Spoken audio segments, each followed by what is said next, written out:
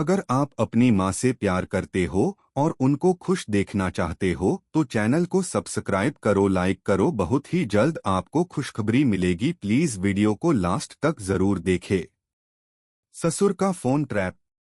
कहानी एक छोटे से गांव की है जहां एक आम परिवार अपने सुखी जीवन में व्यस्त था। इस परिवार में रघुनाथ जी और उनकी पत्नी लक्ष्मी देवी के साथ उनके बेटे विजय और बहू रचना रहते थे। रघुनाथ जी उम्र में थोड़े बड़े थे, लेकिन जीवन के अनुभवों से भरपूर थे। वे गांव में सबसे सम्मानित व्यक्ति माने जाते थे। दूसरी ओर रचना, विजय की पत्नी, शहर से आई हुई थी और उसे गांव की सादगी और पुराने तौर तरीकों से बहुत प्यार था। रचना को मोबाइल फोन और सोशल मीडिया का अच्छा खासा ज्ञान था, लेकिन रघुनाथ जी को इन नई तकनीकों से थोड़ा परहेज था। वे हमेशा कहते थे, हमारे समय में हमें एक दूसरे से मिलने की जरूरत थी, फोन की क्या आवश्यकता। लेकिन रचना ने कभी यह महसूस नहीं होने दिया कि उसका ससुर पुराने जमाने का व्यक्ति है। वह हमेशा उनका ख्याल रखती थी, उनकी इज्जत करती थी और समय समय पर उनका मजाक भी उड़ाती रहती थी। एक दिन रघुनाथ जी ने रचना से कहा, बिटिया, मुझे तुमसे एक बात करनी है। रचना ने तुरंत पूछा, क्या बात है ससुर जी? रघुनाथ जी ने थोड़ा संकोच करते हुए कहा, मैंने सोचा है कि इस बार तुमसे वीडियो कॉल पर बात करूंगा। उन्होंने मुस्कुराते हुए कहा, तुम ठीक से दिखना और मैं तुम्हें फोन पर देखना चाहता हूं। रचना की आंखों में एक शरारती चमक आ गई। उसे यह समझते देर नहीं लगी कि ससुर जी ने वीडियो कॉल करने की बात कही तो इसका मतलब यह हो सकता है कि वह न सिर्फ वीडियो कॉल का तरीका सीखना चाहते हैं, बल्कि वह रचना को थोड़ा असहज महसूस कराना चाहते थे। रचना ने सोचा, क्यों न इस अवसर का पूरा फायदा उठाया जाए और ससुर जी को थोड़ी सी शर्मिंदगी का एहसास दिलाया जाए। अगले दिन रघुनाथ जी ने रचना से कहा, अब बताओ कब वीडियो कॉल करेंगे? रचना ने बिना किसी हिचकिचाहट के कहा, बिल्कुल ससुर जी, हम शाम को 5 बजे वीडियो कॉल करते हैं।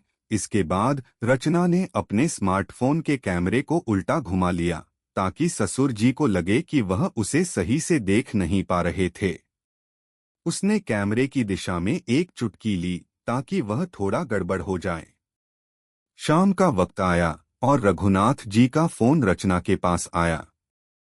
रचना ने हल्के से मुस्कुराते हुए कॉल उठाया और कैमरा का एंगल थोड़ा ऐसा किया कि रघुनाथ जी केवल कमरे की छत और दीवारें ही देख रहे थे। रघुनाथ जी ने स्क्रीन पर अपनी आंखें गड़ा दीं और पूछा, क्या यह तुम हो बिटिया? रचना ने मजाकी अंदाज में कहा, हाँ ससुर जी, बिल्कुल मैं ही हूँ, लेकिन कैमरा कुछ ठीक से सेट नहीं हो पाया। आपको थोड़ा धैर्य रखना होगा। रघुनाथ जी ने सोचा, शायद कुछ गड़बड़ हो गया है, इसलिए उन्होंने कॉल को और गहराई से देखा। मगर रचना की चालाकी के कारण वह लगातार अपने फोन के स्क्रीन पर सिर्फ कमरे के कोने और छत ही देख पा रहे थे। इस बीच रचना चुपचाप कैमरे को थोड़ा और इधर-उधर घुमा देती ताकि रघुनाथ जी को वह ठीक से दिखाई ना दे सकें। कुछ देर बाद रघुनाथ जी ने कहा, बिटिया, यह क्या हो रहा है? मुझे तो तुम दिख नहीं रही हो। रचना ने मस्ती भरे लहजे में कहा, ससुर जी, आप बहुत बड़ी चीज मांग रहे हैं। वीडियो कॉल करने में थोड़ा समय लगता है। इसके बाद उसने अपने चेहरे को स्क्रीन पर सही से दिखाया और कहा, अब आप मुझे देख पा रहे हैं। रघुनाथ जी ने थोड़ी राहत की सांस ली, लेकिन उनका चेहरा अब भी थोड़ा शर्मिंदा था क्योंकि उन्होंने समझा था कि कहीं न कहीं कुछ गड़बड़ हो गई है। रचना ने उनका मजाक उड़ाते हुए कहा, ससुर जी, आपको थोड़ा निखार लाने की जरूरत है। आप देखिए, वीडियो कॉल के जरिए आप कितने अजनबी हो गए हैं। रघुनाथ जी ने हंसते हुए कहा, बिल्कुल बिटिया, अब मुझे लगता है कि तकनीक हम जैसे पुराने लोगों के लिए ठीक नहीं है। तुम सही कह रही हो, शायद मैं भी इस दुनिया में नहीं हूँ। रचना ने बड़ी मीठी मुस्कान के साथ कहा, ससुर जी, आपको तो बस थोड़ा अभ्यास चाहिए, फिर आप भी मुझसे अच्छे से वीडियो कॉल कर पाएंगे। रघुनाथ जी को उस समय समझ में आ गया था कि रचना ने उन्हें ट्रैप किया था। उन्होंने मुस्कुराते हुए कहा, ठीक है बिटिया, अब मैं समझ गया हूं कि तुम कितनी होशियार हो।